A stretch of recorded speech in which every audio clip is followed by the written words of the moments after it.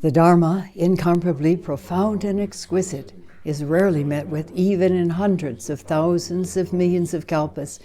We now can see it, hear it, accept and hold it. May we realize the true mind of the Tathagata. Today is the third day already of this Rohatsu sesshin, the sesshin that goes into the 8th day, unlike other sesshin, which usually end the night of the 7th day. This is the one, of course, that mimics, memorializes what was the first sesshin ever, which was when the Buddha sat down, or the Buddha-to-be sat down in front of the trunk of the Bodhi tree, which is now known as the Tree of Enlightenment, at Bodh Gaya, India, determined to find the answers he'd sought for. Why is there suffering? We're born, we grow up if we're fortunate, and we get old, we get sick, we die.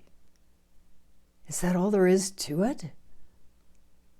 And what about the pain and suffering in the meantime? He had been training for 6 years prior to that in the standard practices, the standard spiritual practices of the day, which was ascetic practice. And it is said that he had gotten to a point where he was eating only a single grain of rice a day, not enough to sustain a body for long. And he realized that if he continued in that direction, he would not have his answers and he wouldn't have the body with which to find it. And so he abandoned that particular form of practice and took nourishment. It is said that there was a young woman who had just been washing rice, and so she gave him the water that she had just washed the rice in. It's a very, very small amount of nutrition, but when you're starving yourself, you can't have a big meal immediately after. You'll kill yourself. And so gradually he became more healthy and he headed straight for the Bodhi tree, the shade, hot in India. And he sat down determined to find his answers finally. And he did what we now know as Zazen, seated meditation. It is said that he was actually using the practice that we use here today, the extended out-breath, to reach inward.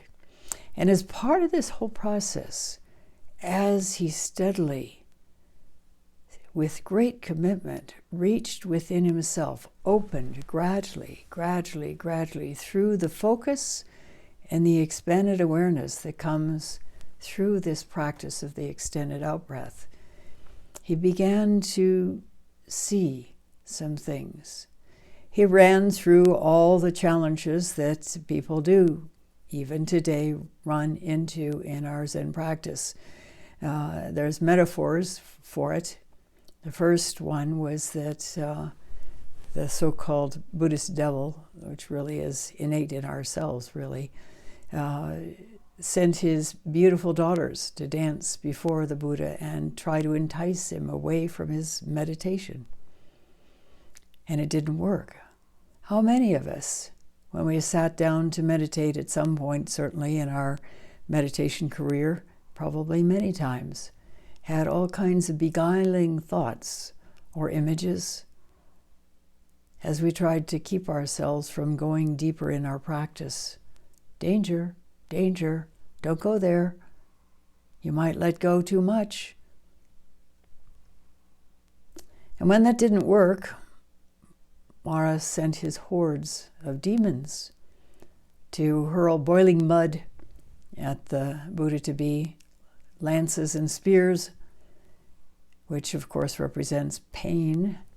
There's only one person I ever knew that didn't ever experience pain when he was sitting, and that was Jay Thompson, who some of you know. At the Rochester Zen Center, he was so flexible he could sit without any pain whatsoever. Now in Rochester, the sitting is done facing the wall or a divider, and he did a lot of yasa, as all of us did. And one evening, he fell asleep and fell over backwards onto the floor. After that, he did yasa in a chair. That didn't work either. And so Mara pulled out his final attempt to bring this man away from his practice. He said, "You can't do it. You're not worthy. Who do you think you are? What makes you think you could possibly find these answers? You're not worthy." How many of us have gone through that? This inner sense that we don't have what it takes to do the practice, or that it's so exhausting, how could we possibly ever do it? Or great resistance comes up, and we're battling the walls in our mind. But he persisted, as we do as well. And if we persist long enough, we will experience the same experience that he did, at some level. And here it needs to be said that Kensho, there is no one Kensho. It's not, you get this seeing into the nature of reality and you're home free. There are various different levels of awakening that can take place. And in modern days, in the West at least, most people have so many distractions and so much limited time in which to do this deep searching that awakening, when it does come, is usually relatively superficial. It's important never to be satisfied with any level of awakening. You've heard so many times that Hakuin, the great Zen master Hakuin, who single-handedly resurrected a very moribund Rinzai Zen practice in Japan in the 1700s, had 19 major Kensho experiences and countless minor insights. The first one, he was barely 20. The last one, he was in his 50s. He continued to practice the whole rest of his life. It's a terrific model to follow. So this is our motivation for this particular sesshin. Not only did the Buddha not give up at that point, but he continued to go deeper, and Mara was vanquished. And as he continued to go deeper, he began to see all kinds of things as his mind clarified, and this can happen to us as well. Among other things, he saw his past lives.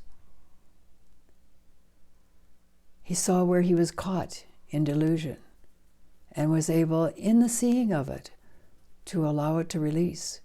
The same can be true of us. As we go deeper in our practice, we become more clear-eyed about our own behavior. And it can be embarrassing, it can be frustrating, it can be, we're ashamed sometimes when we see how we really have been. Because it's classic psychology that human beings try not to own, try not to see where they're being other than compassionate and wise. They sweep it under the carpet and they project it out onto other people.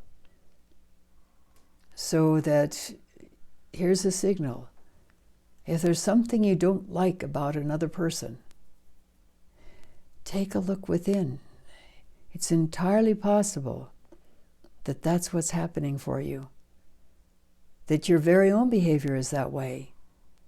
But in order to avoid recognizing that, you project it out onto somebody else, and you dislike the behavior in that other person. It's actually quite a gift to become more clear and to see where we're caught, because only then can we let it go. And we let it go, of course, through focusing on the physical experience, the energy in our body that represents this unfortunate repeating occurrence that we've indulged in unknowingly. Well, not unknowingly, but we haven't been willing to fess up that we really have behaved that way. We've tried to avoid that knowledge. But when we do that, when we see it clearly, offer it radical acceptance, doesn't feel good, I'm embarrassed, I feel awful that I acted in this way. And you tune in to that bodily experience of what that feels like, and it will dissolve. And then, of course, you may well be, fortunately, having insight in what you can do to make it different. If you've been nasty to someone, perhaps, you have an instinctive sense of what you can do to apologize, to make reparations. And then, of course, there's almost like an automatic stop sign that comes up before our eyes when we would habitually indulge in that behavior again. And we have a choice. There's a space in which we can choose not to go down that road anymore. And each time that happens, the connections in our brain that reinforce that behavior begin to wither away. And eventually it lets go. The Buddha remembered 6 different lifetimes in which he had been working on himself before the final lifetime in which he had his profound awakening, his great awakening. In the previous lifetimes, he had been developing compassion, opening to his innate wisdom, and overall becoming what we would call a better person.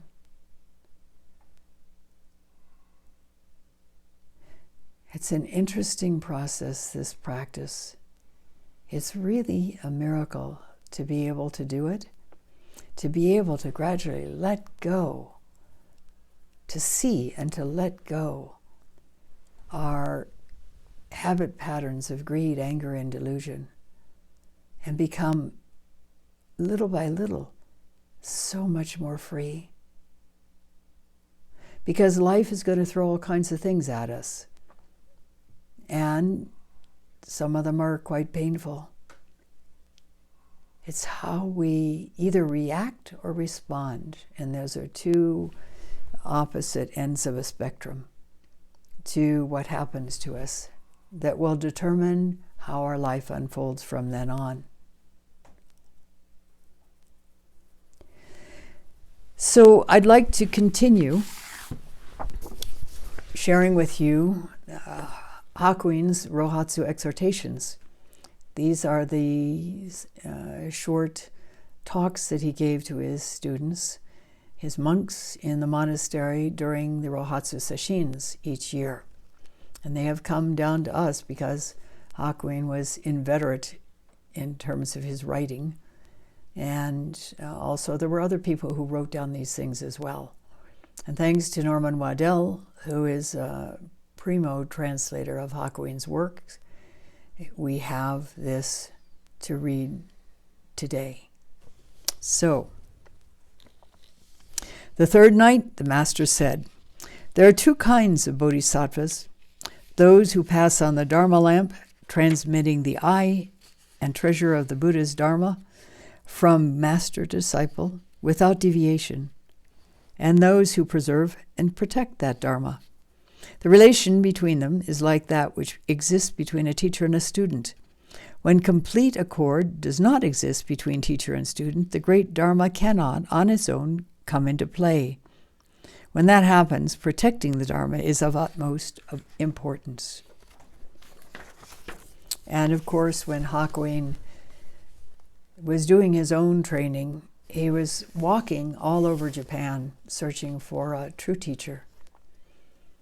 In those days, the practice consisted of various different lecture events on particular Buddhist teachings, and monks would gather from various different parts of Japan. Monks, nuns, lay people would gather from various parts in Japan, having heard about such and such a priest was lecturing on such and such a teaching, and they would go there for the days or weeks of the extended lectures and remain at whatever the temple was and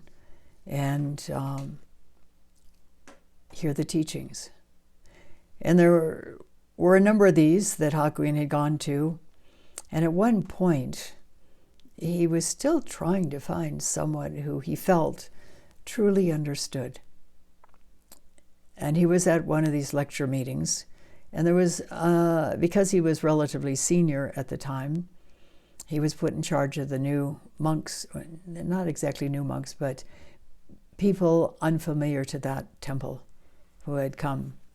And there was one man who was kind of a rough and gruff character. Didn't say much, though. And after the lecture, the Hakuin and several of the other people gathered there would sort of sit around and talk about the lecture at that point. And this man would usually join them, and he didn't say much, as I said, but when he did say something, it was quite cogent. And Hakuin didn't fail to notice this, and finally asked the guy who his teacher was. And he told him it was Dokyo Etan. And so after the lecture meeting was over, Hakuin asked if he could go and meet his teacher. And so they did that. And that teacher was also known as Shoju Rojin, the old man of Shoju Hermitage. That hermitage is about as big as this zendo. It's a tiny little farm cabin, basically, mostly one room. It's actually not even as big as this zendo. And this is where the master ate, slept, taught, and worked. He didn't have but one student, and that was the man that Hakuin had befriended, because he was such a gruff and not easy to get along with character, that any monks that would come to try to train with him fled soon afterwards. But Hakuin was committed. He went through all kinds of abuse, which is not exactly the way we would want to teach. In Hakuin's case, he had already had a Kensho experience, and he was convinced that this Kensho experience was the most amazing, deep Kensho experience anybody had ever had in 300 years. And he was quite full of himself about it. And so Dokyo Etan would constantly taunt him, "You rice bag. You good-for-nothing rice bag." And one time he actually shoved him off the, it's called an engawa, the little deck that runs around temple buildings. In this case, however, that engawa was about a foot wide and only about 8 or 10 inches off the ground, so it's not like he was shoved to his death somewhere. He did get shoved into the mud, however. Rains a lot in Japan. And still, Hakuin persisted, which is to his great accomplishment, his great character. He was full of that determination that we need to have in our Zen practice. And you probably already know the story that one day he was in the village that the it's hard to call it a temple because it really was a farm cottage where Dokyo Etan lived, and doing takuhatsu, because Dokyo Etan was so poor there was no way he could afford to support a monk, not even one. So anybody who stayed at that temple, and there was no place inside to stay, you just camped in the garden, had to find their own means of eating, sleeping, the whole rest of it. And Hakuin persisted. One day he was deeply engrossed in a koan and was in a village. And when you are doing takuhatsu in Japan, as some of you already know, you are going along silently from house to house, and when you reach a house, you put your hands in gasho and you chant what is translated as Dharma. And you just stand there and chant, Ho,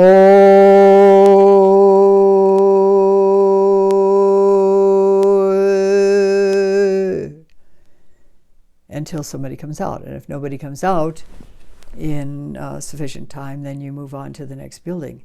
Well, he was so involved in this koan, questioning, that he didn't notice that somebody did come out and they were trying to tell him to get out of there. Bug off, dude, is usually what you would get if somebody didn't want you there in Japan. And he was still so engrossed, he was rooted to the spot. So this person, I gather it was an old lady who was sort of known for her crankiness, and she had a broom, and she started wailing away at him with the broom, and he fell into the mud. It's always mud in Japan, there's always rain. And she basically knocked him out. But when he came to, he had solved his koan. And not only that, but apparently he had solved a number of them. And so when passersby saw him fall down after getting the beating, they rushed to his assistance, and he got up and he was laughing. He was so filled with joy that it freaked out the people that were going to come and help him get up. And so he went back to Dokyo Etan's little hut, and Dokyo Etan could see that something had changed.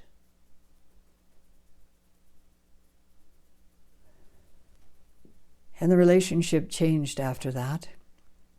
And eventually the monks that Hakuin had been traveling with to that lecture meeting discovered where he had gone to, because he and as his name Sosan, I think, was the other monk student of Dokyo Etan, had kind of slept away just quite surreptitiously in order not to gather a group of monks to go along with him. But finally those monks found them, and Hakuin, out of respect for Dokyo Etan's situation and realizing that a bunch of rowdy monks would kind of destroy the garden, decided reluctantly to leave. And Dokyo Etan had hoped he would stay, but understood and walked him for a long way along the road as he left. Something like 7 or 8 months later, Dokyo Etan died. And unfortunately, that one other monk that he had also died young. So it was left to Hakuin to carry on that lineage. It was already a fine lineage by the time it got to Dokyo Etan. And Hakuin kept it that way. And that is why we can do Rinzai Zen in his spirit now in northern New Mexico. So let's continue with his talk on the third night. Long ago, great Shingon priest Kukai asked Dainichi, the great Sun Buddha, Who is the foremost in protecting the Dharma? None can compare with Rinzai Zen, replied the Buddha. Although transmitting the Dharma is a primary concern, the Dharma cannot function alone without the means of protecting it. Hence the supremacy given to protectors of the Dharma like Rinzai Zen. The way of Zazen comprehends all other ways. In the way of the gods, for example, the body is regarded as the condensation of heaven and earth, and heaven and earth as the expansion of the body and mind. Residing within you are 7 generations of celestial gods, 5 of earth gods, and 8 million various other gods as well. According to the Shinto writings, to venerate these gods, you must perform the divine worship of the excellent ancestors. The only way to perform this worship is by practicing Zazen.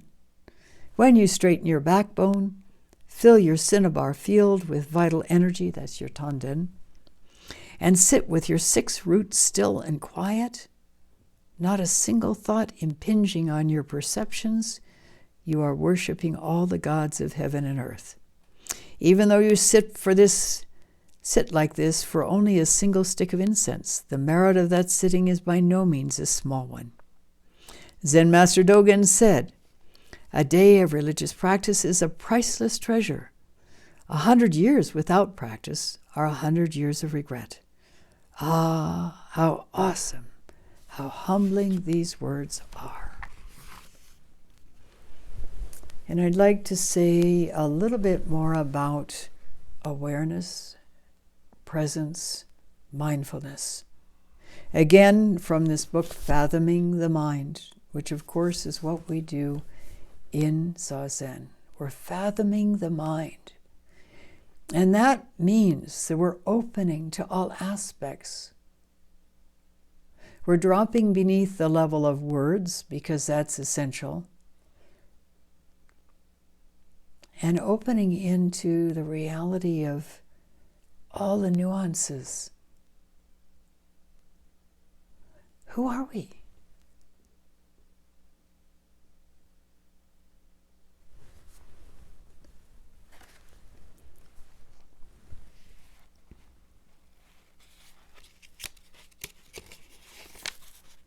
The Dzogchen explanation of the second noble truth says that we suffer because we grasp at that which is not I, me, as being I. In a non-lucid dream, when we grasp at our dream body and identify with it, our dream body is nothing more than empty appearances. But our grasping to those appearances as me and to other appearances as not me is the root cause of all delusion, craving, and hostility. Every non-lucid dream is like being locked in an insane asylum for believing you're Napoleon or Cleopatra or a dog. Even if you don't yet know who or what you are, the first step is to recognize what you are not. You aren't what you think. Because the I you habitually identify with is nowhere to be found. You are not what you think. This is why it's important to sort of drop beneath the level of words, because words are just going to take us around in circles. We can come up with all kinds of plausible explanations, but none of it is reality, because words are not reality. So dive. At some level, we're not that sure that this me, this I, is real.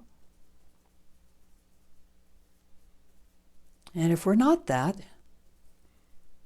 then what are we? Dive deep. Reach. Look in every single nook and cranny in your mind. Explore your mind. Fathom this fantastic, amazing mind that is certainly not limited to this body.